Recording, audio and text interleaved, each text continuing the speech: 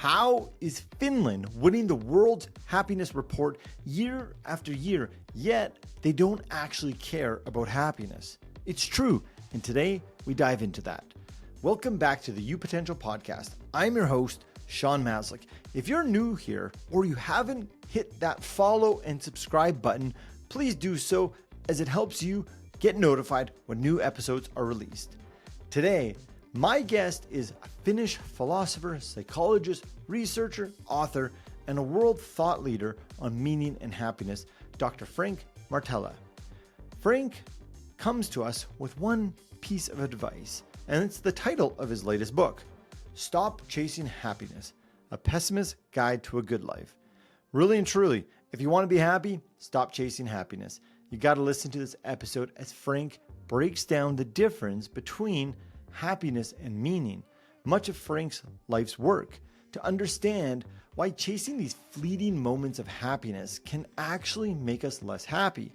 According to Frank and his decades of research and ancient wisdom, we should be striving for something deeper, something more meaningful, and that's meaning. What I really liked about Frank's approach is how he blends the science, the research with wisdom, and his personal experience that helps give us a guide on how we can potentially bring more meaning to our life. One moment during this conversation that really stuck with me is his ideas of three births. First, he talks about we have the physical birth. Second, when we adopt society's norms, cultures. And third is when we start to identify what our own views, values, and beliefs are.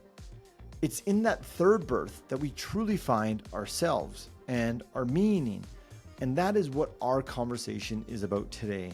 How we find meaning in our life. This was a rich conversation. I use that word on purpose. It was rich in meaning to me. And in fact, this is part of a series that I'm doing lately on meaning. We're going to have more fascinating guests around the topic of meaning. But in the meantime, please enjoy my fascinating conversation with Dr. Frank Martela.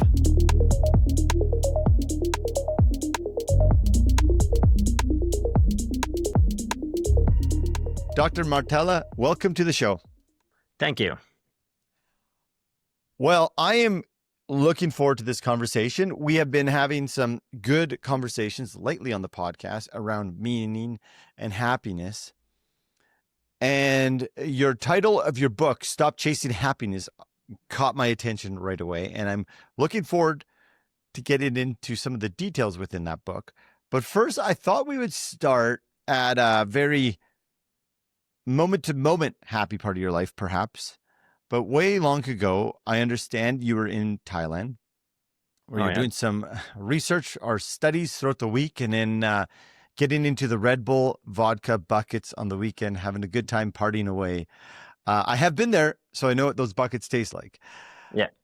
Specifically, I want to talk about perhaps a time where you were in Chiang Mai, I would assume nursing a long hangover and fatigue from the long nights that passed, but you came across a book that it sounds like, by hearing your story, really had an impact on you.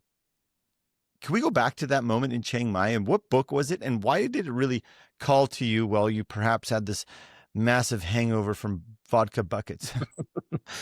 Yeah, so the situation was, so I was an undergrad student at that point, and so I went as like exchange student to Thailand for half a year because I thought that, I wanted to go somewhere, and that sounded like a great place to go. And then I was able to arrange my calendar so that I only had lectures on Tuesday, Wednesday, and Thursday. So that meant that I have quite a long weekend, and quite many of other exchange students tried to do the same. So we were quite many people who were eager to party every weekend, and all the weekends were a bit longer than normal weekends. So it was, as I probably say in the book, it was probably the most hedonic period of my life. That we were all the time partying, having fun, and so forth, drinking these vodka buckets, which was the common drink there, and all of that. But then at some point, I started to have this nagging feeling that, there's something missing, or that even though this is supposed to be the best way to have fun in your youth and everything, it sounds felt that that something isn't right, and I guess what I realized then that what I need more of is some kind of like intellectual challenges or like intellectual activities like reading and writing and stuff like that. And then I came across this book by like Viktor Frankl, Man's Search for Meaning, which is one of the classics about the topic of meaningful life, because Viktor Frankl was like this Holocaust survivor who then like immediately when he got out of there, he wrote this book about meaning of life and how to find that, and also like reflected on his experiences in the concentration camp, what he learned there about the topic. So that book made a big influence on me because, yeah, it's quite a dramatic book to read, and it has been like, it's sold millions of copies throughout the years. And I guess like since that, one of the key topics that I wanted to research is meaning of life and what makes human life meaningful. Mm. What makes human life meaningful? I think that needs to be explored here. And we will. I'm curious, Frank. Thank you for sharing that. And, I spent probably about a year traveling around the world in that whole Southeast Asia, went to Central Asia, and traveled around the world, actually. We circumferenced the globe. And I've reflected that, I had a lot of buckets and other buckets similar in different countries. And my wife and I often think back to that was very hedonic. Like it was just like we were in our early 20s having a lot of fun. And it seems shallow and emptiness to some degree. But yet, when I'm really honest, I'm like, wow, those were actually some great memories, the ones I can recall. And do you find that while, of course, it does get tiresome, and anything, if you do too much of it, it gets empty. Do you look back at those memories still fond, or are you looking at them like, oh, that was very shallow and I shouldn't have done that? No, I'm happy that I did that. I think it was great to be able to experience that kind of like period in your life and really like see what that kind of lifestyle feels like. So no, I think I got like some great memories from that time. But yeah, I guess like couple of months would have been like enough probably, because then I started to feel that that I need something else also to my life, that it's fun, it's great, got new friends there and everything, but at the same time something was missing. And I guess like in my case, but the fact that was missing was like that I needed to read more and write more, because when I started to do that, I immediately started to feel better. And I noticed that like later on in my life as well, that if there's some period when I'm don't do that too much, then I start to have like this feeling of emptiness, or feeling of somehow that things are not right. So I guess like one could say that I'm kind of like addicted to reading and writing, which is of course like not the worst addiction to have, but I really noticed that during the summer vacation, if there's like too many days of not doing that, then I still start to feel that, hey, I need to have some time for that. Mm-hmm. So you mentioned like meaning for life, meaning or searching for meaning in life, and much of what Frankl talks about in his book. Why are humans drawn to that? You just talked about how you are called in the summertime. You need to start reading and writing. Why are we called for more than just sitting on the beach drinking buckets of alcohol? I guess like I would think that it's probably like because we have like this like reflective capability of stopping and thinking about our lives. So I sometimes like say that that if you think about happiness, that's still something that we share with like many other animals, at least like other mammals. That if you have like a dog or some other like pet, you probably like see that some moment the dog seems very happy, it's wagging its tail and everything. At another moment, the tail is like between the legs, the like ears are down and everything, and the dog looks sad. So happiness is something that also other animals can experience. But then if you throw like a stick to a dog and it brings it back to you, and then you throw it again, then the dog never stops in the middle of the action and starts with that, hey, wait a minute, why am I doing this? What is the point of this activity? But we humans, we have this capability of like stopping in the middle of the action and start to ask for like, what is the justification for this activity? What value does it bring to the world if I do this activity? And through these kind of questions, we arrive at the question of meaningfulness. And then when we look at it from a broad enough perspective, then we come to the question like meaning in life.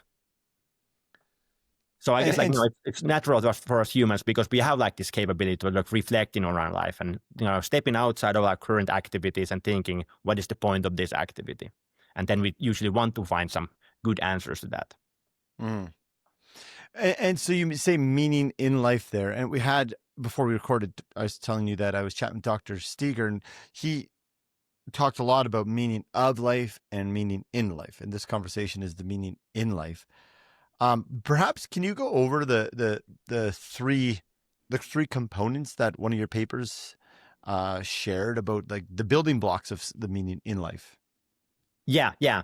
So first of all, like this distinction between meaning of life and meaning in life is about like that meaning of life is more, why does life as such exist, or what is the purpose of life, as a whole?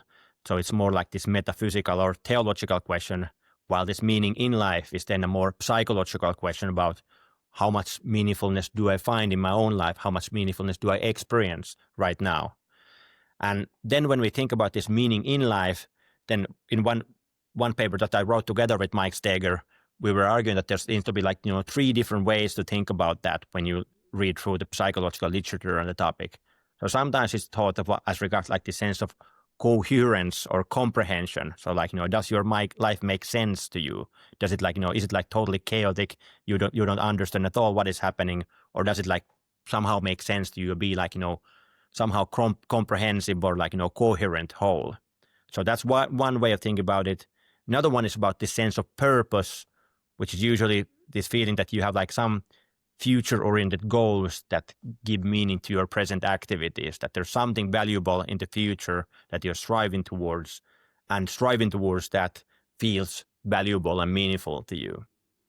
And then the third component is the sense of significance, which is about the sense of like, that life feels valuable and worth living to you, that you feel that, the way I'm living my life and my life as a whole is something that is significant, valuable, worth living. Mm-hmm. And so if we go back to the Thailand beach example, I think in my head, I'm like, significant. Well, I might be having fun with a group of people that I'm researching with, and there's friendships developed there. Arguably, I don't know, you could feel significant in that moment. Do I feel coherence? Maybe if you've been there and you have like a community, but it seems like there's the purpose around like the beach part. One could say that, well, I'm just enjoying life, taking it as it comes and enjoying life. What strikes me in many of these conversations around meaning is like, yes, like, you can get those elements if you look for it. But what really speaks to me is there's something about these conversations that talks about like this embodiment of meaning comes from what you call like perhaps the third birth or self-transcendence. I've heard it, or it seems like there's a lot more substance. Maybe even like Carl Jung talks about individuation. It's like, I don't know.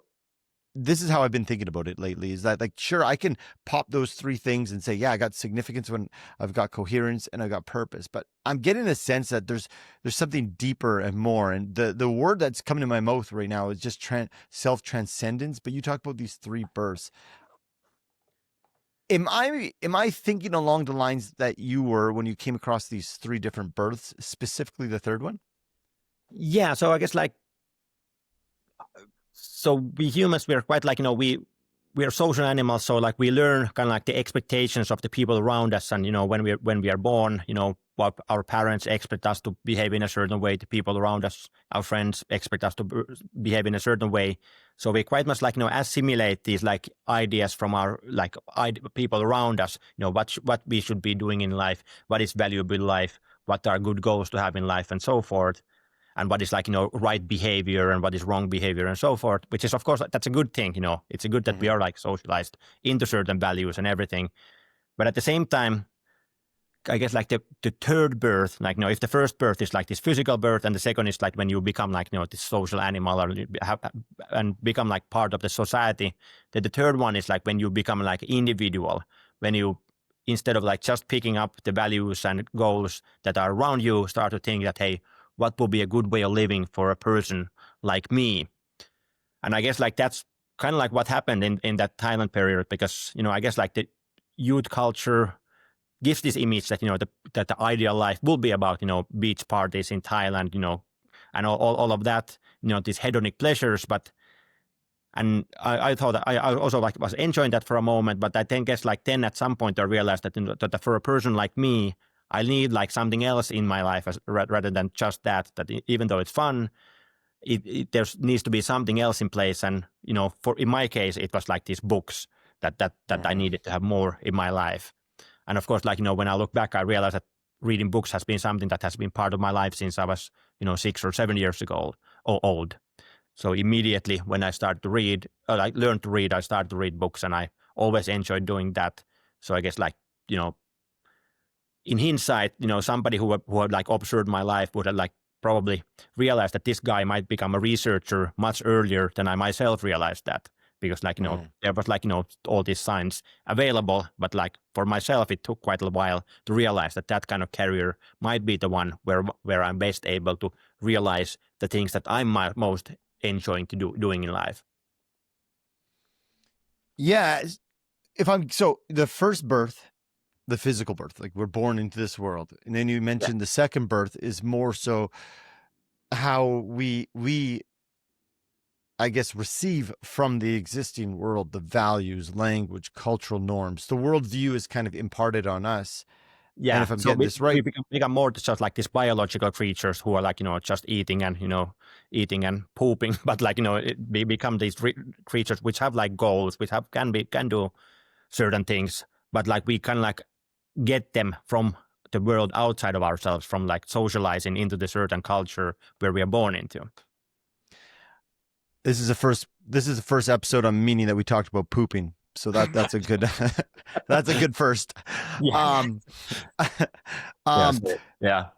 Well, it's true, but so I guess what strikes me is that it's maybe, and I've just been thinking a lot about this lately, maybe a lot of us get stuck in this second birth.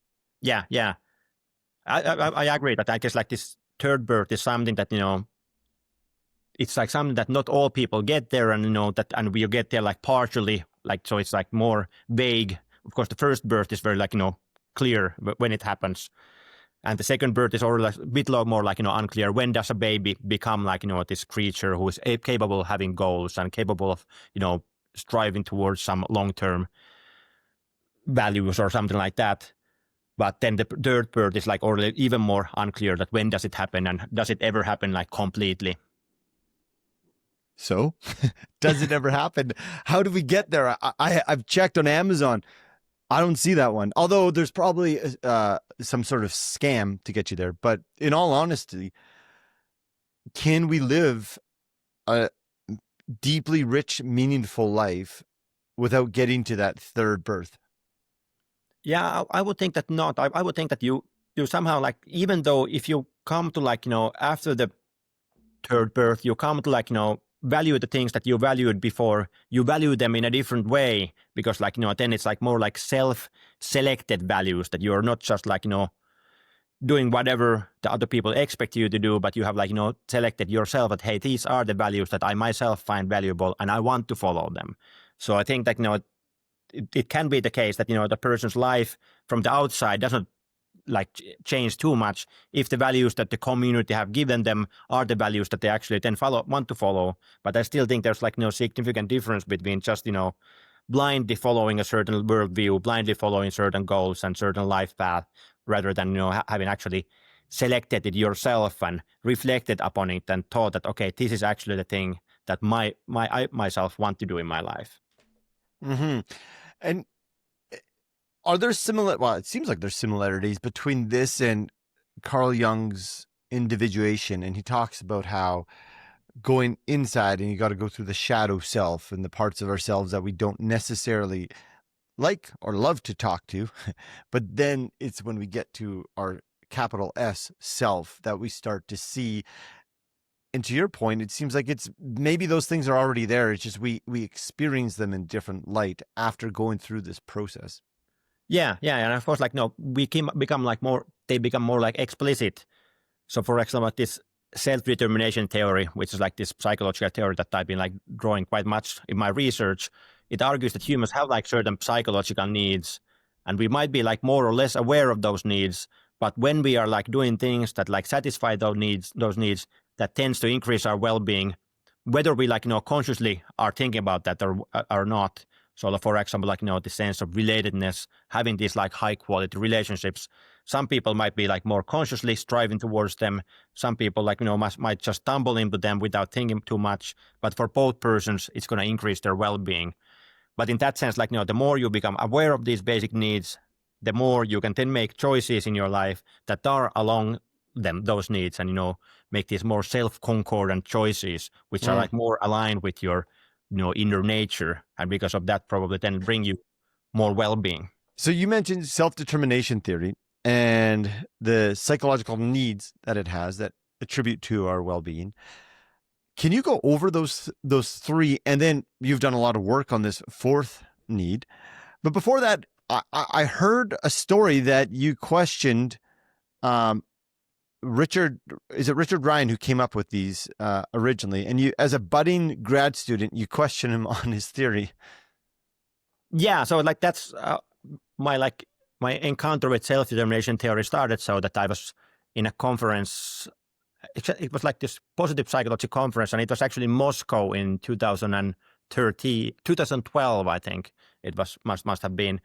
And there he was like one of the keynote speaker, and then like just like happened to bump into him into some corridor, and and then I know that okay, this is one of the keynote speakers. I should have like some smart question to him, but I didn't know almost anything about the theory. I just knew that it's about motivation, so I asked some stupid question, and then I like excused myself and thought that okay, next time I see him at the conference, I must have like some good question to ask.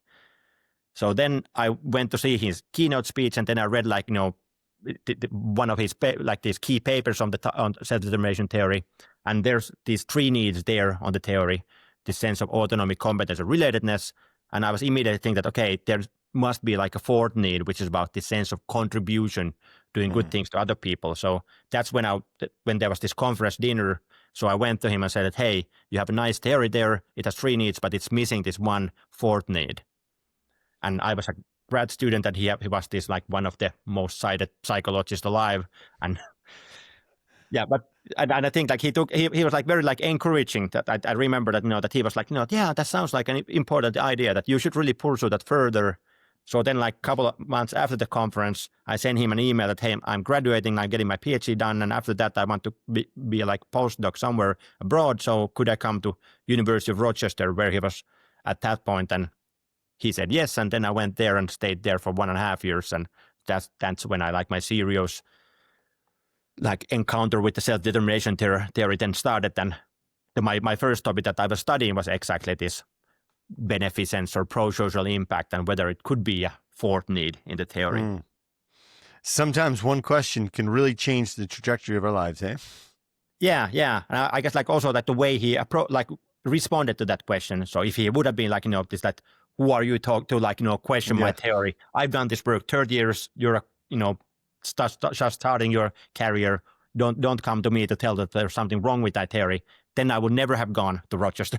But because he was like such a nice guy, he was such like encouraging person to meet, and seemed like the person that I would like to collaborate with. Then I decided that I want to go there, and yeah, that's probably what kind of like quite changed my career trajectory and has like quite much determined what kind of work have I doing since that. Frank, I'd like to talk about the self-determination theory because I know this is central to a lot of your work. Why were you so drawn and continue to be drawn by the self-determination theory? And then can you specifically talk, so it's a two-part question, specifically talk about this pro-social fourth need or benefits as you have published in your 2016 paper? I guess like, I was drawn to self-determination theory because I just felt that, it makes so much sense. So it was like, somehow putting into words many of like intuitions that I had about like human behavior, human life, but which I didn't have like, theories for before reading more about self-determination theory. So it's quite much like, built on this idea that human beings are not like just passive creatures who are like, responding to external, stimuli, but instead of that, human beings like rewards and punishments, like to behave, like behavioristic psychology was telling. But it's more that we human beings have like these inner interests, goals, values, and those we are like navigating our lives to try to realize these interests and goals and values we have. And because of that, they're quite much talking about this kind of like intrinsic motivation and inner motivation. So we are not just like not trying to avoid like negative things and trying to like get some rewards, but we are actually thinking that what do I myself want to do in life? What is valuable from my own point of view? And when we are able to do that kind of things, that gives them like quite a strong commitment and motivation to do various things. And then one key factor that determines how much this like intrinsic motivation we find towards an activity are these like whether our needs are satisfied in a certain context and in a certain activity. And the theory argues that there's 3 of these needs. So the need for autonomy is this like need for this like volition and being able to do things that are somehow aligned with yourself. So instead of being like pushed along with other people telling you what you should be doing, like so like too much control, too much micromanagement, all of that can like destroy our sense of autonomy, and through that our like inner motivation towards any activity. And I guess like that's also something like I was drawn towards in the theory, because like autonomy is something that I feel personally is quite important to me. When I think about my choices in life, I feel that I never could have been able to like have a career where there would be like this boss telling me what I need to do. So before I wanted to be a researcher, when I was more thinking about I might do some career in business or something like that, I was always thinking that if I do a career in business, it's going to be like I'm going to start my own company rather than work for somebody else. And I see it like all areas of my life that this autonomy is something that it's very important for me, and I'm very like hostile to situations where it's taken away from me. So in that don't tell Frank what to do. Yeah, exactly. So yeah, because of that, then like that was also one thing that I was drawn towards in the theory, that they had like conceptualized this need for autonomy, which I felt that hey, this really makes sense, and this helps to explain my own behavior in certain situations. But then another need is this sense of like competence, which is about like this feeling that you are able to like accomplish things, get things done. You are able to master the things that you're doing. And also it's about like this sense of learning and growing, because that's when you're learning, your like competence is increasing over time, which is also like quite important for us humans. We want to be in context where we're actually able to master the task we are doing rather than failing at the tasks. But these both needs are more about like, let's say like this, like self-realization, in the sense that, finding activities that you yourself find valuable and then be able to, get some results doing those activities. But the third need was then more about like connecting to other people. Like, so it was like this sense of relatedness, which self-determination theory defines as being about this, having these positive, caring relationships with others, feeling that there's people who care about you and whom you care about, having the sense of connection with them. Mm-hmm. And that's again like something that if you look at research on human well-being, you will find that relatedness is usually one of the key factors that determines how well we are doing in life. So those were the 3 needs that existed in the theories, and they have been like part of the theory, I think something like 95 or something like that. So Richard Ryan and Edward Deasy, who were 2 founders of the theory, they were like conceptualizing about them, starting from the 1970s, and then in 95 I think they came up that hey, these are the 3 needs.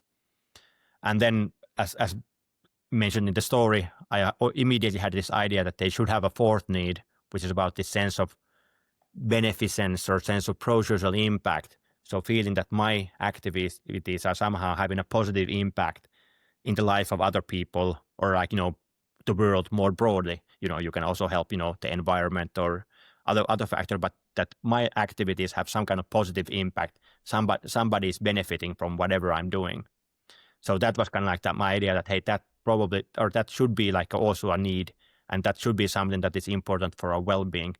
And then with Richard Ryan, we started to do these studies on the topic. And I guess like what we generally found, that it seems to be like, as important for us well-being as these 3 other needs. And especially when we look at like the meaningfulness, meaning in life or meaningful work, then usually this beneficence comes up as one of like key factors of these needs. So especially when we think about meaningfulness, it seems to be quite important. We have this sense of contributing towards others. So, like, for example, if you think about work, if you think about like what are the works that we usually think are like particularly meaningful, usually we think about nurses or doctors or firefighters, which are all activities where the contribution towards others is very tangible and strong. And I know you've done some research on nurses specifically, and there's that underlying link that, yeah, it seems like it's a very meaningful job. Yeah, this design, though, the self-determination theory plus this pro-social outlook, as you're talking, it just makes me think how important that, whether we're like an individual within an organization or an organization with more decision-making power, operating with this lens seems to be can be a very successful way of doing business, could it not? Yeah, I think I quite often talk to various managers in Finland about like those important of this inner motivation and what they should be doing like to make sure that the employees in the organization have this sense of inner motivation. And then I think that this supporting this sense of autonomy is one of the key things. And one of the ways to make sure that people have this sense of autonomy is, of course, giving them more power to make decisions about their own work. So like if you're like all that if you're making all the decisions for the employees, then they most likely are not having a sense of autonomy. And because of that, their work engagement and commitment to the work is lower. So they start to only do what is like expected of them. But if you have like a strong sense of autonomy, if you're highly committed to work, you are not only doing what is like expected of you, but you're actually actively thinking, hey, what could best benefit our mutual goals here? I believe in the goal. I want to strive towards the goal. So I want to think what would be the best way to get there. So I would think that these latter kind of organizations where people are not only doing what is asked from them, but actually actively thinking how they can best contribute towards the goal, usually have like better outcomes, because then you get like the whole organization's brain power thinking how to get there, rather than the boss thinking how to get there, and then telling people what are the small bits that they should be doing to contribute to the goal. And like the individuals in that situation you just explained, of course, they're going to feel more motivated and engaged if they have a sense of autonomy. Even this relatedness, they feel like they're belonging and having relationships within work. Competence. They're if we're growing, we feel good. So the individuals are doing well, but I know organizations do very well when perhaps the leader lets go a little bit of their rigid ways of being, and you can get some wonderful ideas from all these individuals below you, while then it makes them feel significant, because whether you're an employee, a father, a child, we really want to feel seen, heard, and valued, and this model really allows that. Yeah, and of course, like this self-determination theory model has been like applied to all of these contexts. So there has been like studies about leaders in organization. There has been studies about teachers in school. There has been studies about parents. There has been studies about sports coaches and how they treat the athletes.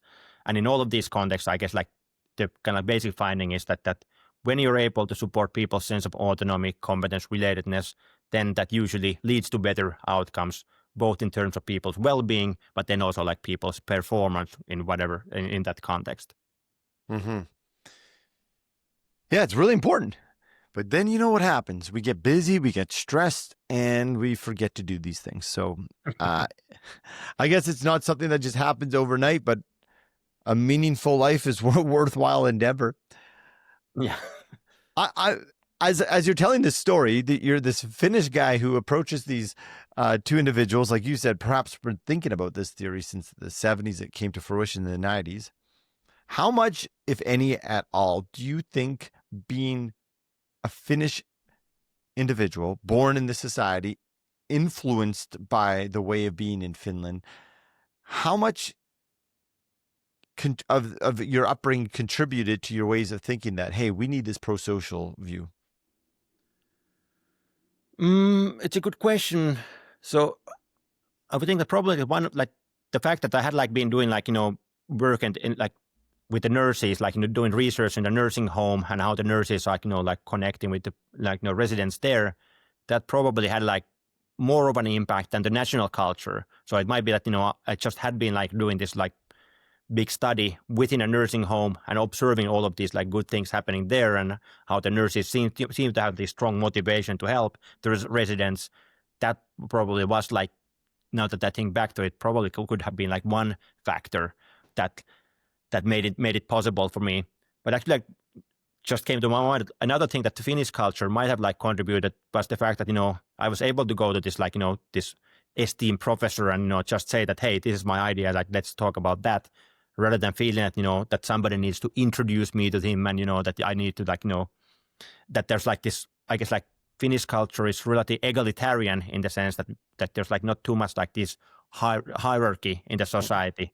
So people feel that they're like, you know, they have the chance to go to talk to whoever they want in a way, when I compared to some other culture where there's like much more like hierarchy, and people feel that, you know, if there will be this like, you know, keynote speaker professor, they really cannot go with their own ideas to that kind of person, but they have to, like, you know, first talk to their own PhD supervisor, and that PhD supervisor can then go to the next level and so forth.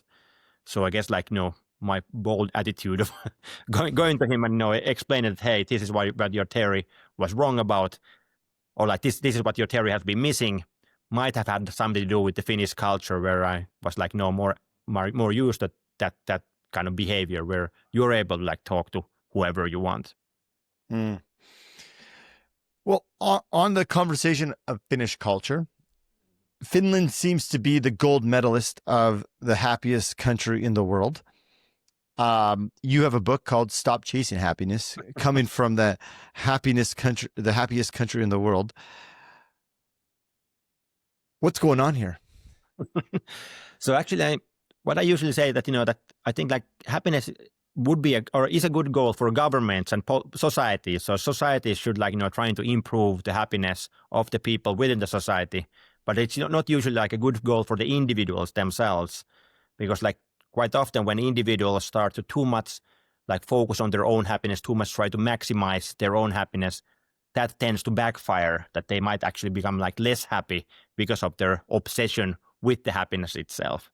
So in that sense, you know, for an individual, if they come to ask me like, hey, should we strive for happiness? I would say that no, think about other things, like think about what is meaningful to you, focus on that, and the happiness comes as a, you know, side product without you having to think about too much of that. But if the government, you know, if some politician comes to me that, hey, should the government be interested in happiness? Then I would say that, yes, you should actually be interested in that. And you should take these happiness metrics more seriously and take them as one of the metrics that you're following, rather than just looking at these like economic metrics that the politicians usually are following, like GDP and all of that. So instead of that, they should also have, like, you know, focus on how well the people are doing actually. And one of the best ways, like, figuring out how well the people are doing is asking from them. And then these happiness surveys are very good at that. So you mentioned the governments, so the system should focus on happiness, but yet at the individual level, perhaps meaning. Why? First off, these words get used interchangeably, but someone like you knows there's a big difference between happiness and meaning. So first off, Could you just articulate the difference between happiness and meaning, and then touch on how come the governments could focus on happiness, but at the individual level, we should focus on meaning? Why not the governments focus on meaning? Yeah, so I guess like first, like if you talk about happiness, of course, we have to first define that. And even there, we can like have like a couple of different ways of defining it. So when we talk about these like World Happiness Report and other these national level surveys, the way they conceptualize happiness is usually about this sense of like, you know, life satisfaction, or being like, you know, how well you like evaluate life as a whole. So for example, this World Happiness Report asks people like, you know, that on a scale from 0 to 10, where 0 is the worst possible life, 10 is the best possible life, where would you put yourself on this kind of like, you know, scale? So that's the question they ask, and everybody can then define for themselves what they think, what would be the best possible life, what would be the worst possible life, and where is, you know, where they're located right now. So that's like this general evaluation or life satisfaction. But then some people argue that, you know, when we think about happiness, it should be more about, you know, these positive feelings that we have from moment to moment, which is kind of like then another way of like conceptualizing happiness. So, you know, feelings of joy, feelings of, you know, laughing. Get in a Thai bucket. Yeah, that would be like, yeah, one good way, getting some friends together, going to the beach, having a, the bucket. Yes, that will be probably bring quite much joy at the moment. Next morning, Until you might regret it, yeah, but at the the moment, life satisfaction might go down the next day, but exactly. So, and from my point of view, rather than say like one of these is the right way of like conceptualizing happiness, I would say that they're both important factors, but they're also separate factors. That we shouldn't say that one is the right happiness, another is wrong happiness, but rather that when we think about happiness, we might be thinking about these two different things, and that's why in the scientific circles one usually uses these more specific terms like positive feelings, positive affect, or life satisfaction to tell what exactly you're talking about. And right. then this meaning is then, I guess, like that's more this like sense of value that you feel that you have in life, which is then it's like it's not too far from like this life satisfaction, but still there's like interesting study that's showing that when we look at, for example, the connection between life satisfaction and GDP per capita, so like the wealth of the nations, then the richer nations on average tend to have like higher levels of life satisfaction than the poorer nations. So the Western European countries have higher life satisfaction than sub-Saharan African countries, and GDP per capita can explain quite much of that. But at the same time, when there has been like some interesting comparisons about the sense of meaningfulness, they actually find the opposite pattern, that the richest countries are not the countries which have like the highest levels of meaning. So when people think about how satisfied with their lives and how much value there is in their life, there seems to be like some kind of like discrepancy between them. It's a bit different factors that determine these things. And suddenly people in poorer countries can actually find their life very meaningful, and people in some richer countries can find their life more empty. It's fascinating. The higher the nation's wealth, opportunity can represent a less amount of meaning in life. Yeah. Of course, we are talking about averages like here. Averages, yeah. So in each country, there's going to be like people who have like found much meaning in their lives, and there's going to be people who don't find any meaning in their lives. But on average, it's like surprising that the richer countries seems to be the ones where there's more people who are like struggling about the topic and struggling to find some meaning in their lives. Mm-hmm. So the World Happiness Report, as you're saying, it's called the Happiness Report, which, like we talked about, is in the moment to moment happiness. Yet the question, the Cantrell ladder, is more so looking at life satisfaction. Yeah. Which many people argue, as you've been talking about, is the not happiness in its sense. But I've heard many people talk about the World Happiness Report catches a lot more eyes, a lot more attention than like the World Satisfaction Report. Yeah. Do you think this is problematic in the sense of we're saying happiness, but they're actually looking more so at life satisfaction? Or do you think it's just nice to get a conversation going? Because the alternative is like, I don't know, we don't even have these conversations. Yeah, but I guess like it comes down to this, like that the happiness has bit this double meaning that, for some people it's more about these positive feelings. Sometimes when you talk about happiness, if I have this drink and was like, I'm happy now, then I'm more talking about this like positive feelings. But sometimes people might say that, it's not about only about positive feelings. You have to like look at your life as a whole and take a bit more longer term perspective. That's true happiness when you actually think about your whole life rather than just the momentary fleeting emotions.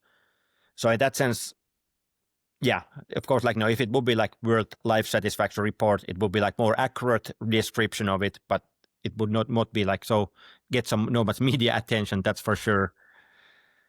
So, are you okay with that? As a guy who studies this, are you okay with the perhaps intentional decision of happiness to attract media attention? And I mean, with the media attention comes attention of individuals? Yeah,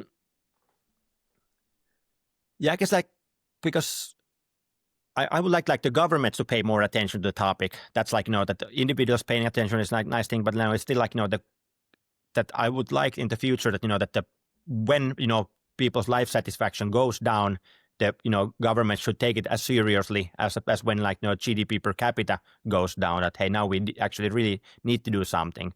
And now that's not the case. That the countries are not paying attention to that, or the politicians are not paying attention to that. And if this World Happiness Report is able to help politicians pay attention to this report, then I would think that the end justifies the means in a way. Mm-hmm. And I also that I think that it's not wrong to say that happiness is about life satisfaction. That I guess that's also some conceptualization that people sometimes has about happiness. But of course, then usually when we talk about happiness, we should then specify whether we are talking about these positive emotions or whether we are talking about this more long-term holistic life satisfaction. Mm-hmm. And it seems like it's a nice dance between the two of them for this this experience. If I can get some of those, I'm going back to Thai bucket. If I can get some Thai bucket experience, but also be able to reflect back and do, in your case, some meaningful research and writing, we have a blend of both, and perhaps it's at the individual level to decide or to experience what concoction of each is most satisfying for yourself. But the ability to have that, I think, is important. And I know in the book you talk about how, despite you guys are the reigning champions at this World Happiness Report, Finnish, Finns don't, this is a quote from your book, Finns don't care about happiness. Yeah. But I guess hence the name, Stop Chasing Happiness. The book. Yeah. But first, one more notion about this distinction between positive feelings and then this life satisfaction. I remember this Daniel Kahneman, when he came into this this space of well-being research, he was initially arguing that instead of life satisfaction, we should only measure these momentary emotions, and then we should calculate the average of that, and then that's kind of the happiness of a person. So he was very much proposing that let's get rid of all the life satisfaction measures. Let's just ask people 5 times per day how are you doing right now, and then just you calculate based on that. But then in his later years, he came to realize that that's not actually enough, because the life satisfaction predicts many important outcomes in life that better than these positive feelings. So for us, people's decision making is quite often not so much about these fleeting feelings, but more about how satisfied with they were with certain thing. So if people go on holiday, and if you measure their their momentary affect during the holiday, you get a certain amount of positive feelings. Then you ask people when they come back from the holiday how satisfied you were with the holiday. And so then you get 2 different measures, and then you're trying to predict whether these people go to the same place for holiday the next year. It's actually the satisfaction that is more predictive of that, rather than the actual feelings that they had in the moment to moment. And that's just a trivial example, but it's quite many different life contexts that the satisfaction is actually more predictive of what people do in the future. So we cannot simply ignore that, or say that that only the momentary affects count and life satisfaction doesn't count, because as people who reflect upon their lives, these reflections then are much based on the satisfaction we derive from certain things, and because of that, our choices are quite much based on that. As you're saying this, I can't help but think about having a child. I mean, what better way to substantially, I have 2 of them, and I believe I read you have 3. What 3, better way to absolutely crush our hedonic levels of happiness? No sleep, you lose touch with your partner, but what made me think of this is I mean, at least for myself, it gives me incredible amounts of meaning. And you said life satisfaction is what's going to predict what we do. And I would have to make an assumption having a child was meaningful or increased your life satisfaction because you did it 3 times. Yeah, exactly. Yeah. But I agree that, of course, when the child is born, you are quite sleep deprived at some point, and that usually is not good for your positive feelings and everything. But at the same time, it really is a very meaningful experience. So yes, we were immediately after first child think that when are we, rather than thinking, should we have a second child, it was more a question of when are we trying to have that. So I guess yes, I agree that, that's having small children is one moment when, but at the same time, I guess it also brings quite many joyful moments. So one friend of mine, I remember before I got my own children, he had already a couple of child, And he was telling that, that he felt that, that his average levels of like positive and negative affects didn't change, but the intensity changed, that there was like, much more peak positive experiences, much more peak negative experiences. So before that, life went like this, then suddenly it was like going up and down, much more intensively. Yeah. And I guess like that's somehow also summarizes my experience, that there's like, these very joyful moments, but then there's also these very frustrating moments when you try to sleep and then you have to go to change the diaper at 3 a.m. for the second time during the same night. And yes, that's... You think it's a dream, but you're like, oh, wait, no, that's not a dream. That's happening. Yeah. I've often heard it like explained how a child can just, that positive feelings just or experiences decrease because of lack of sleep and changing these diapers. But this intensity peaks. I mean, that really resonates with me because I recall when my son was old enough to go to the park, like a playground for the first time. Normally that intensity peak for me with no children I just walk by, but yeah, I don't know. You bring a kid there and all of a sudden I'm climbing on the monkey bars and the playground turned into an intensity peak. Or I recall the first time I saw my child see the ocean and the waves were coming in, my intensity peaks just were through the roof. Yeah. Normally I would have just taken that for granted. Yeah, I think like that's for sure that that one, when with small children one learns like enjoy things that one had forgotten like enjoy, but hey, today we're going to ride the metro, and then it's kind of the highlight of the day, and the child is very excited we are doing that, and of course like I myself would have do that almost on a daily basis and not think too much about it. But then when I'm doing it with him, then suddenly it's like I also find like it's enjoyable and meaningful that hey, now we are here, we are excited about the thing, kind of. So the excitement of the child also like makes you excited about these very small tiny things of everyday life that you otherwise would just pass by. Yeah, it's fascinating. It really makes you pay attention. So going back to our conversation when we were talking about moment-to-moment happiness, and then there's this evaluative, or what Socrates introduced as this eudaimonia or eudaimonia. Yeah. Is that different than life satisfaction, or are we now talking similar thinking processes? Yeah, so eudaimonia, it's like, I guess like it's also one of these phrases that has like very different meanings depending on which researcher you ask from. So in that sense, yeah, I think like, that the key distinction that we should be making is this more like, this affective and more reflective ways of like, expressing happiness. So these affective things are then these positive and negative emotions. And then these more reflective things are then like, for example, life satisfaction, but also meaning in life, which is also a bit of more like, that when you contemplate about your life, how much meaningfulness, how much value you find to be there. So that will be like, the key distinction. I'm actually myself trying to avoid to use the word eudaimonic because it's from a research point of view, I feel that, that sometimes it has like too many meanings that it has become kind of like meaningless word. Interesting. So what word would you pick or use instead?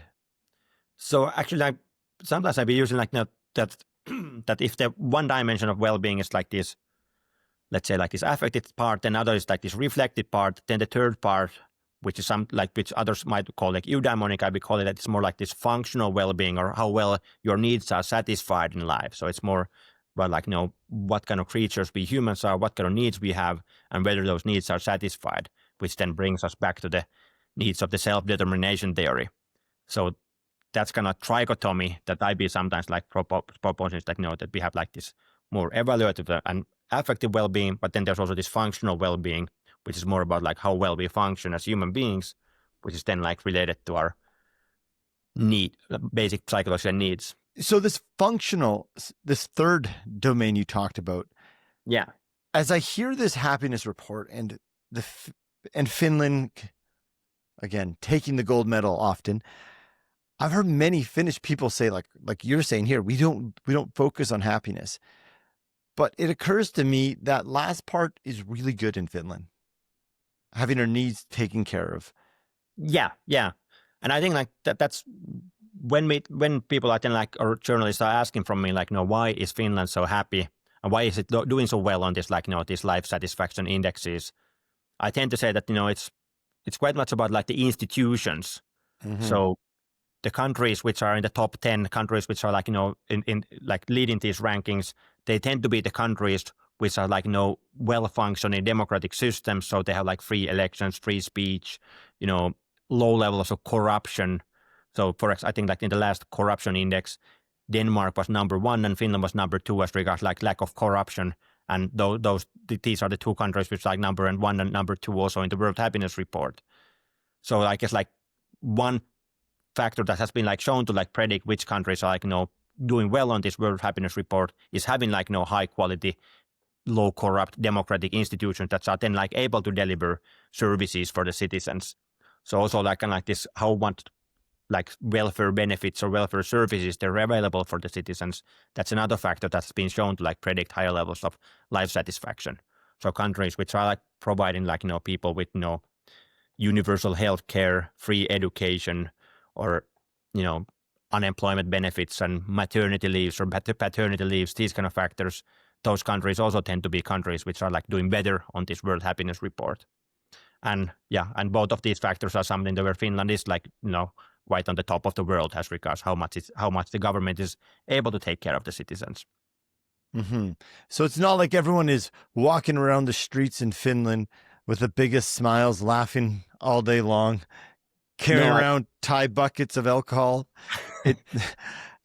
I tend to say that Finland is the land of quiet satisfaction. So like, if you walk around Helsinki, you don't, people might not be smiling too much, but then if you stop and ask people like, hey, how well are you doing in life?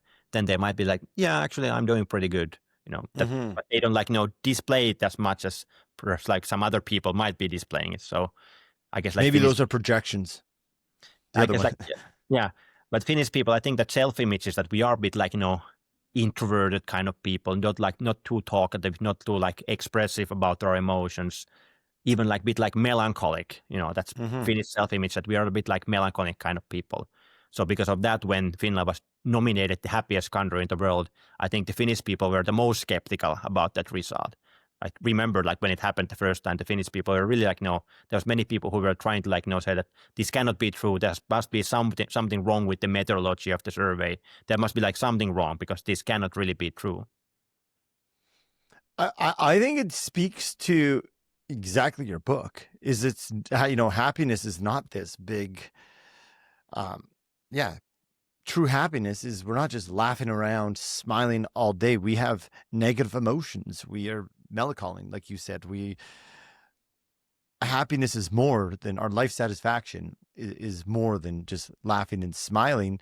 And when you talked about like from the system perspective, how Finland is getting a lot of those things right. Yeah. When I think of that, and you talked about this self-determination theory, I mean, when the system provides you with some sense of autonomy, free education, you feel competent. I would assume organizations really support further education or designations or what have you. And relatedness, from my observations and hearing reports from Finland and other Scandinavian countries or other ones on the top, belonging and relatedness is really important. But this pro-social, I think that you brought in on this self-determination theory is really key, because I would have to assume most of all the top 10 countries have a positive pro-social look on the society as a whole.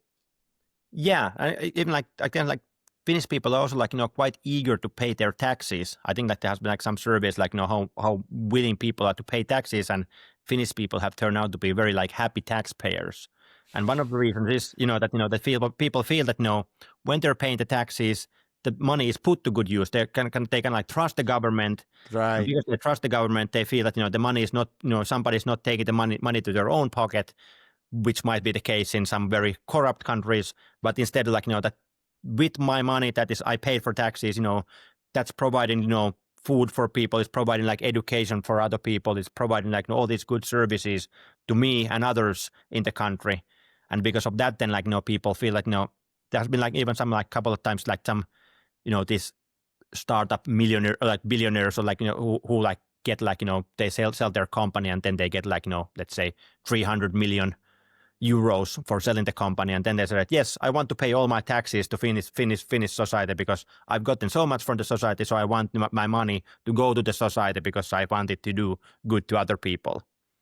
So rather than Wow. trying to avoid all the taxes as much as possible, they say that, yes, I'm not going to do any of that. I really want to pay my taxes in this situation as well.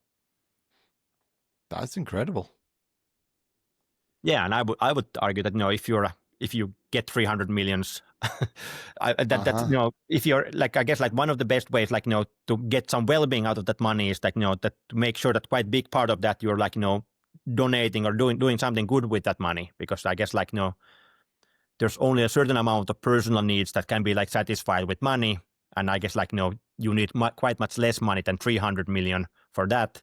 So then for the rest of the money, the more you're able to somehow put it into some good use, feel that with this money I'm able to help these people, whatever the cause that you're interested, that's probably the best way to invest the money if you want to increase your own happiness. Generally speaking, in Finland, what would you say people's relationship with money is? So I guess of course all people are interested in money and need certain amount of money to survive. But I would think that because there's this kind of this social safety net and everything, I think people are bit more cool with money than in some other countries where it's more important for your survival. So if I would lose my job, if I lose my income, that wouldn't affect my children's education in any way. They would still go to the same schools. They will still have the same opportunity to go to the best universities because the universities are free of charge. It wouldn't affect my healthcare, my wife's healthcare or anything like that, because all of these factors make it so that the kind of the probably these structural factors make it so that the money is a bit less important for your own survival and well-being than it is in some other countries. And because of that, then on a cultural level, people are a bit don't care about it as much as they would care in some other countries.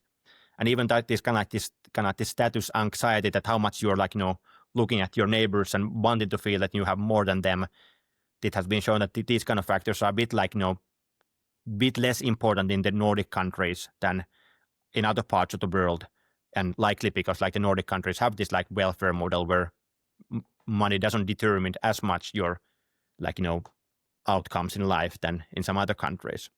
I never thought it in that lens that if I lose my job, my child's still going to be okay because education is free. I mean, that's anxiety reducing there. The scarcity mentality of I got to hold on to all this because there's all these social safety nets that are helping you, whether it's from the health or education. What about retirement for individuals? Because that's a big source of stress in North America. Do I have enough money? Can I retire?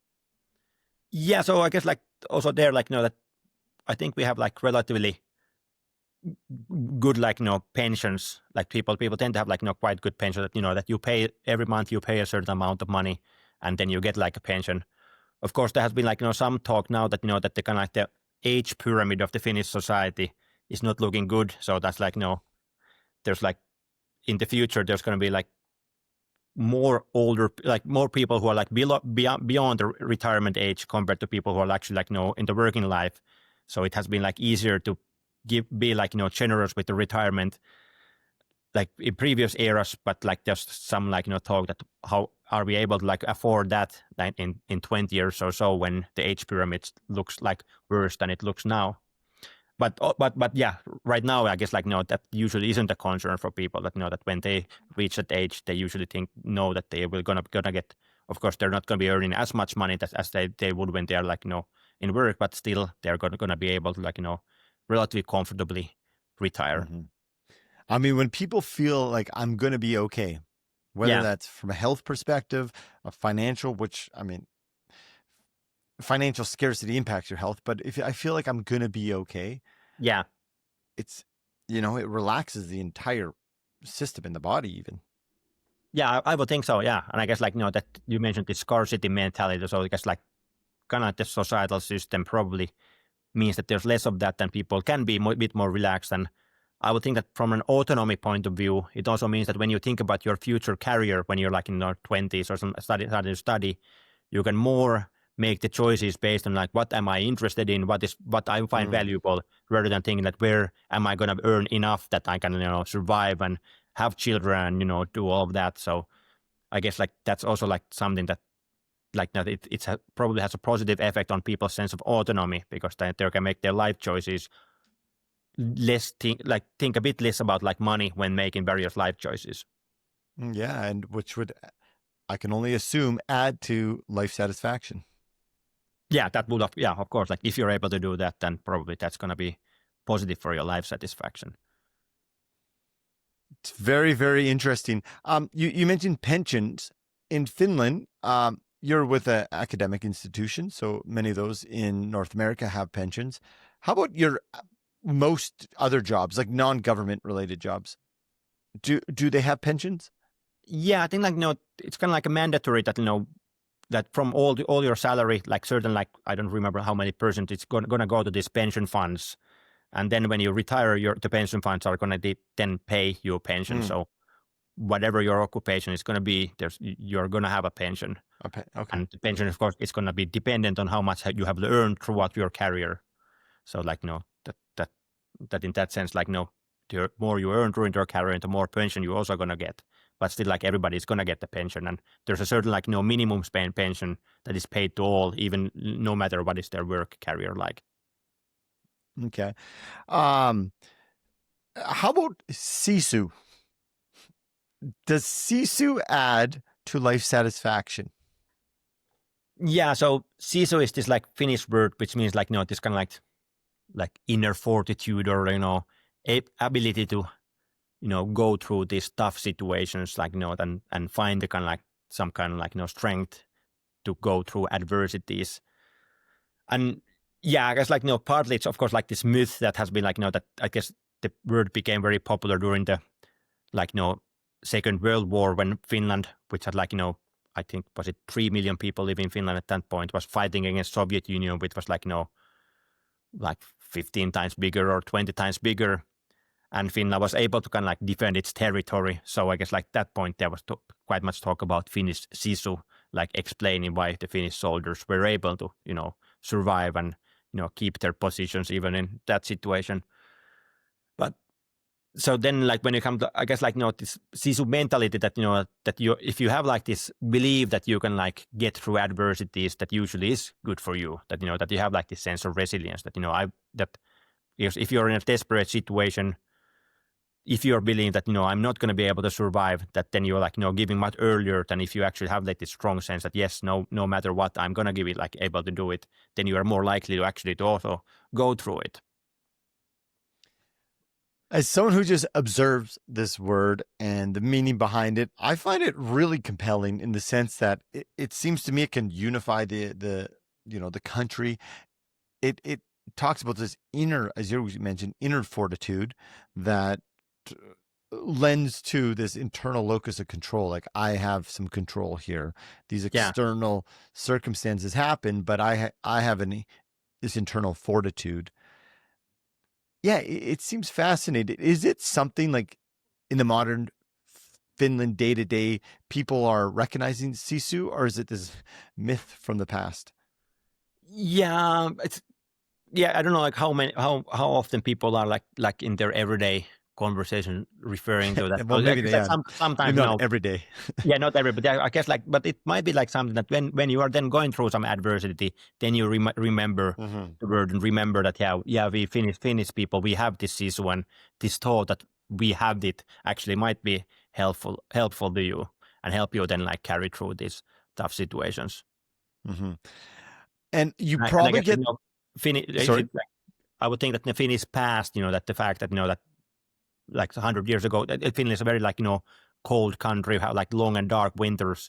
So I guess like the people like in the past have gotten used to be like that. There's gonna be these tough situations. Life is not gonna be easy, and because of that, then that kind of mentality might have carried forward to this day. Even though nowadays we have like central heating in the houses and everything, so life is like not as tough as it was like 100 years ago.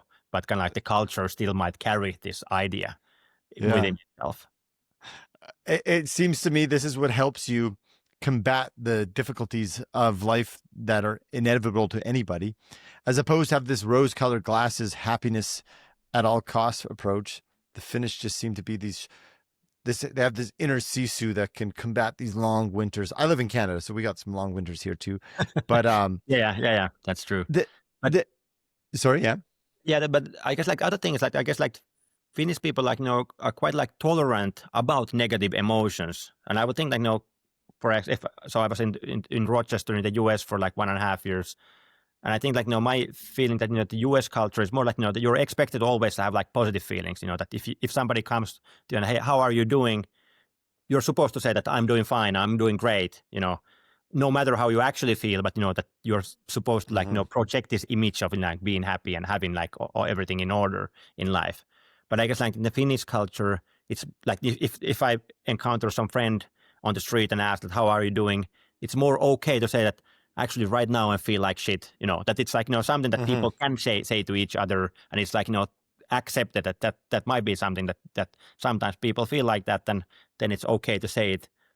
And there actually has been like even some research like comparing countries and finding that that the more the countries are intolerant towards negative emotions, having this like this norm that everybody should be happy or nobody should be like unhappy, that actually tends to have like a negative effect on their average levels of happiness. So the norm against negative emotions is actually bad for people's emotions in a way.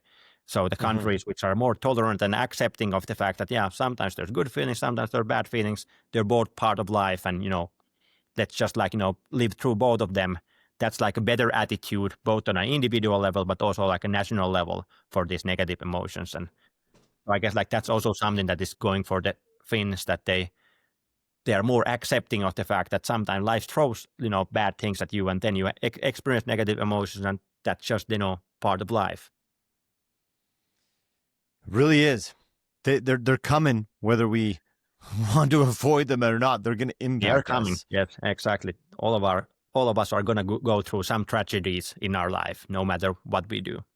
Yeah, and those emotions will show up as much as we stuff them away. Yeah. They will present themselves.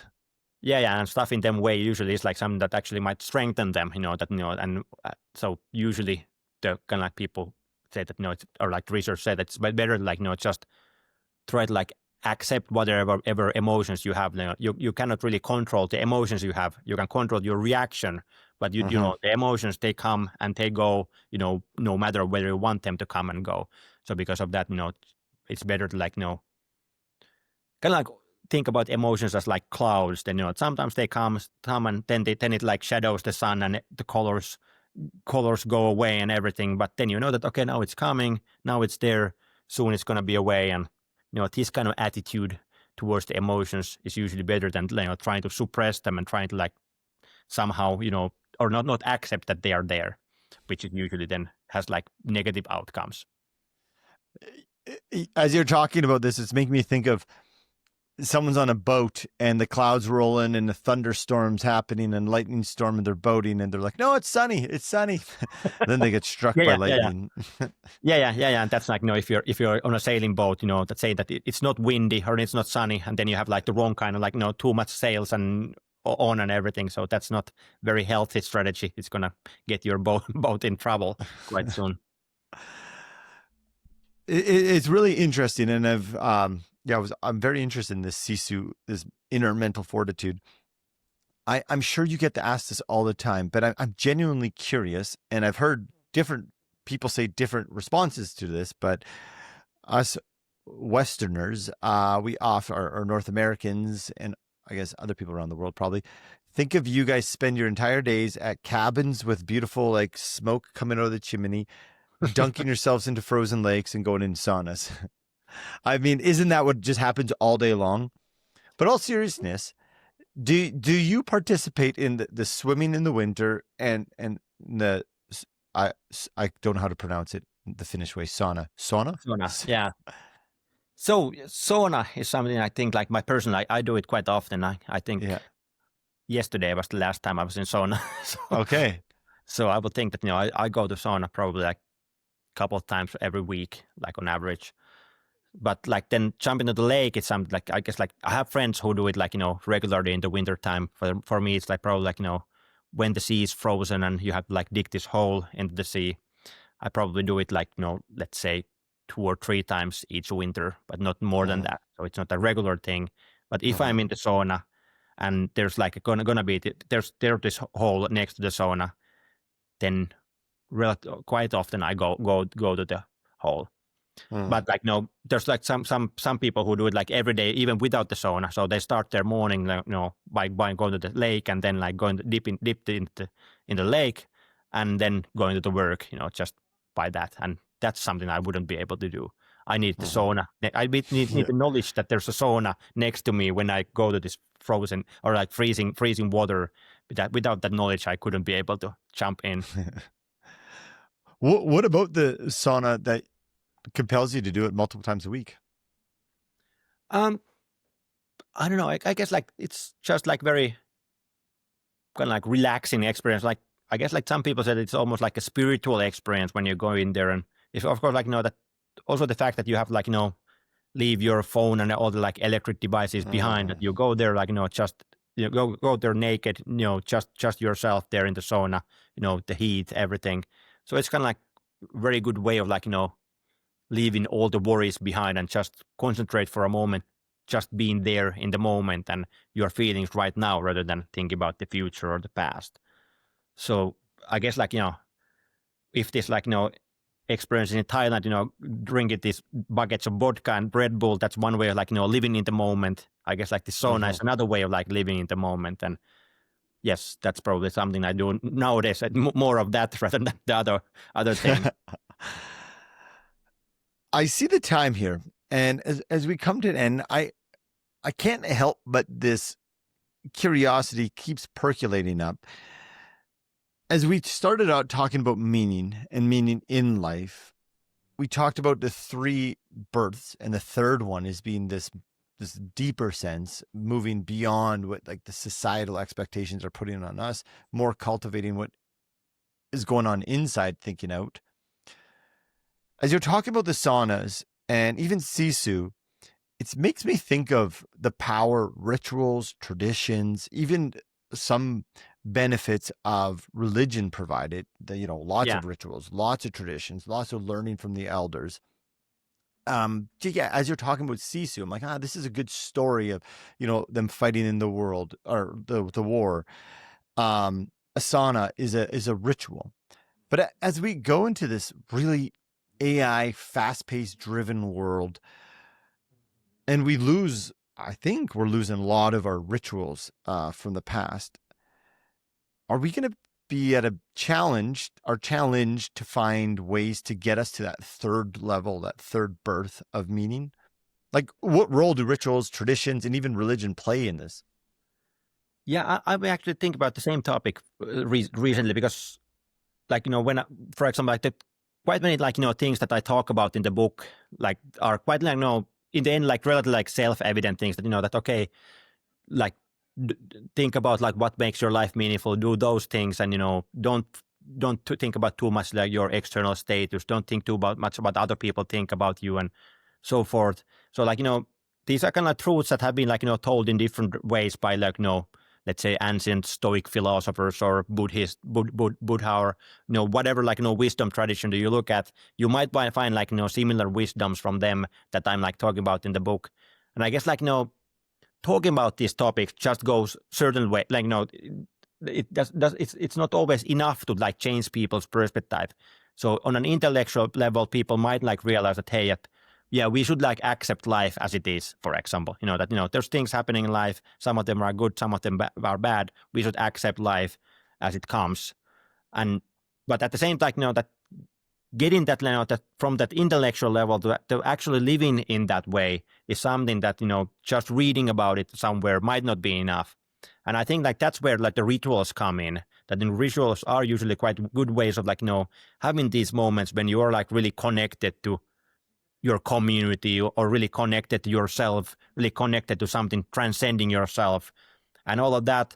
So I think that, that for a meaningful life, it might be like quite important to find what are the rituals that could be like, good for you, like that you find, somehow nurturing for your own soul or nurturing for your own like, way of living. And then then making sure that you are going through those rituals on a like regular basis. So yes, I would think, that's something that we have kind of like lost in our modern world. We have like that, if you look at like any kind of like anthropological literature about like in various tribes, they usually have like this very like various kind of rituals, some of them more these contemplative rituals, but then also these more ecstatic rituals where they're like banging on some drums and then like having these ecstatic dances and all of that. And I think that we need that kind of experiences in our life, and it would be good for our like giving us certain like perspective towards our life, reminding ourselves who we are, who we are connected with, and what are the most important things in life. So yes, I think that rituals are something that we should like try to rebuild more of those into our lives than what we currently have. I really feel the same, and it's been on my mind a lot lately. And before we recorded, I was mentioning that I was talking to John Verhage from Canada here, and he studies this, what he calls the meaning crisis. And he talks about how like we have this the highest, or the shallowest level of knowing is just like knowing the information. Oh, yeah. But really we're trying to go into this participatory knowledge where like that's where that transcendence, or you explain this drumming like with music and drumming, like that's like knowing or participating in the knowledge. And yeah, it strikes me that that's really important at this current point in time, because I mean, content, holy smokes, I can get information on anything. I just pop it into ChatGPT and I'll be the expert on anything. But participating in that knowledge, being that knowledge, I really think the rituals, traditions, stories really help us move to that third birth that you speak of. Yeah, and I was like, even like when you think about philosophy, like when I was like undergrad, I studied philosophy, and of course, like we got like this theory. Here's the theories of Plato, here's the theories of Aristotle, and so forth. But then a bit later on, I read like this one book by Pierre Hadot, like this French philosopher, who said that, I think the name of the book was like, "What is Ancient Philosophy?" where he was arguing that that these theories were like actually not like the central part of these schools of philosophy from that time. That you didn't become like Stoic by like reading Stoic books, but you became a Stoic by like living a Stoic lifestyle, living that kind of living in that way. And because of that, like kind of like the Stoicism at that time was more about like various rituals, various like daily exercises, and all of that, through which the people were able to accomplish the kind of attitudes that are like associated with Stoicism. So it was not only about learning the books or like theories, but it's much more about a way of living that is like then accomplished through these daily exercises, daily and weekly rituals, and so forth. And I found that like quite like compelling. I think that also, I guess like the philosophy has become like a bit too like academic nowadays, and it has like forgotten this kind of like its roots in actually that it should be this life philosophy, or like ways that it should like more be about teaching certain ways of living rather than not just certain theories. And in order to teach certain ways of living, you need much more than the books. You need these exercises. You need these rituals. I love the fact that I would assume you're an academic individual. Just said like we can't just rely on the theories. But I know you're deeply interested in philosophy, so it doesn't shock me you said that. But what you said there really strikes me as important. We can't just know theories and think that we're going to evoke change or this higher level of meaning in our lives. Are there other rituals or traditions in Finland or your own life that you feel help move you towards that level of deeper meaning? I guess like one thing that I really like also about the Finnish like work culture, that we have like relatively long summer vacations. So like the summer vacation is usually like 4 weeks in a row, and that actually like I think like from like as a researcher, I think that that's actually quite good thing to have, because like during the year you have all these research projects, you're all the time have these emails and everything, so you don't you're kind of like going from one project to another. but it's good to have like this moment when you actually can like get some like, distance to your work, really like, that like just read books just for fun, or like, books that you find interesting, not think about whether the book is like, relevant to your next research project. And I guess like that's kind of like this distance then makes it possible to then like when I come back to work, which I did just last week, that then have this like, fresh feeling of actually what is important, what should I be doing, and then like, restarting the year on like, new ways. So I guess like sometimes gaining this distance to whatever you're like doing in your everyday life is quite important. And of course it can be like gained from several ways. One is this like, I guess the Finnish way is like then going to the summer cabin where you have this sauna, and where you're away from all these modern luxuries, and just like then cooking food, and with very primitive equipment and everything like that. That's I guess like one way of doing it.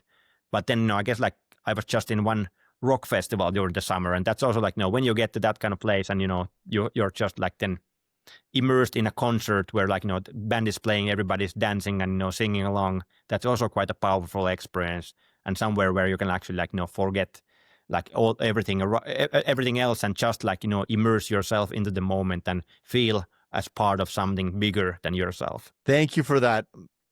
That collective effervescence feeling at a rock or any sort of musical concert is phenomenal.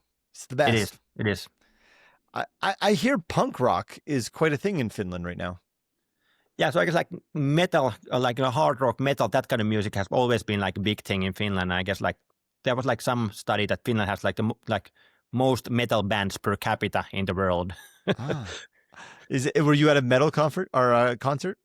No, actually, that was not. But I've been to that kind of concert as well. But like this time, it was like more traditional rock and pop kind of music. Yeah. Why do you think it's metal? And I ask this because in Canada, like my perception of metal is kind of like maybe speaking out. My voice has never been heard. Like maybe the political systems. I don't like the systems. And I could be wrong on this, but that has been my view. Yeah, it's a good question. I don't know why it has become like such a big thing in Finland. I guess like it somehow speaks to this Finnish melancholic kind of feeling that that you're like screaming out your negative emotions in a way.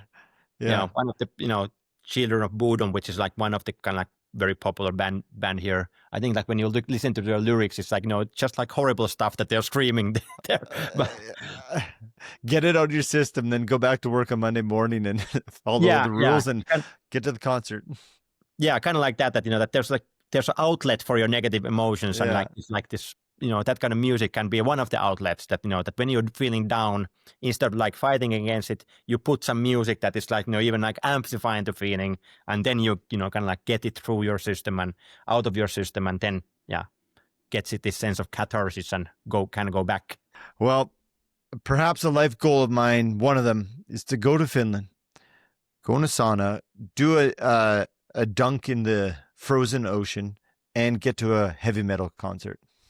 Yeah, that sounds like then with those three things, you would get like quite a full Finnish experience already. Well, Frank, thank you so much for this conversation. For listeners who would like to get copies of your books, because you do have 2 great books, where would you point them towards, and anywhere else on the internet they can find your presence? So I guess like my own webpage, like frankmartela.com is one place, but as regards to books, I guess I don't remember, like, guess most of the, normal bookshops usually have them. So probably whatever bookshop, whatever online bookshop you usually buy from, they might be available there. Frank, my final question that we've asked everyone is, let's imagine you're at end of life now. You're sitting on a front porch, looking out at a view that brings you complete peace, ease, and contentment. You decide to write one more paper, one more letter, one more book about what a meaningful life means. I guess like, especially at that moment in life, if I know it's going to be my last book and there's not going to be much less of my life, I guess like then this like, accepting life as it is probably would be like, a key message to say that, okay, that life is what it is. Now it's like, mostly behind me. I did probably some great things, probably some like, things that I regret, but that's my life. And I just have like, accept that was the life that I lived. And also I have to accept the fact that soon I will not like exist anymore. And that's also something to be accepted. So I guess that's what that kind of like, the art of accepting whatever comes in your life is probably something that I would most likely be talking about at that moment. But then I guess I probably would also want to talk a bit more about like, just that in addition to that, then like finding some small things that you can still do in life and that can like bring some meaningfulness to that, that even though there might not be not much time left, what are the small things that one can still do that could like bring some small moments of meaningfulness. So combining those two messages would probably be the thing that I would talk about at that moment. Thank you for that. We spend a lifetime chasing happiness, and I know your book says stop chasing happiness, but we really, really try to do it. We try to do it through promotions, more money often, but those two things you just talked about are completely free. So thank you for sharing those. Thanks. I wonder if you would have one last Thai bucket on the end table beside you as you wrote that. Yeah, that's... All right, Frank, thank you so much. I really appreciate your time. Yeah, thanks. It was a great conversation. Thank you for tuning in to this week's episode of the U Potential Podcast. I hope you enjoyed that conversation as much as I did. What really stuck out to me is how Dr. Martela talks about how it's so easy for you, me, everybody else to really want to chase happiness. I mean, you look everywhere, we're almost programmed to chase happiness. But as he suggests, and many others, perhaps it's the sense of meaning that really gives us weight and direction in our life. And perhaps it's because meaning can hold both joy and struggle, the light and the dark, as Frank talks about during this episode. Based on today's conversation, I'm going to leave us all with a question to reflect on, to think about. Over the past year, which moments have felt the most meaningful to you? And what made them meaningful? When I think about this question, I'm going to have to think deeper on it. But right now, I think it has something to do with spending time with my kids and doing good work like this, enjoyable work. Questions are important because sometimes it's not the answer that changes us, it's the question. If you've been enjoying these conversations on the U Potential Podcast, please subscribe to the show. We appreciate it. If you're listening on Apple Podcast or anywhere else, please leave a rating, leave a review. It's very much appreciated by all of us. And if this episode resonated with you, I think you'll really enjoy episode number 5 with Dr. Michael Steger, where we dive into the psychology of meaning and explore what truly gives us meaning in life. Until next time, take care.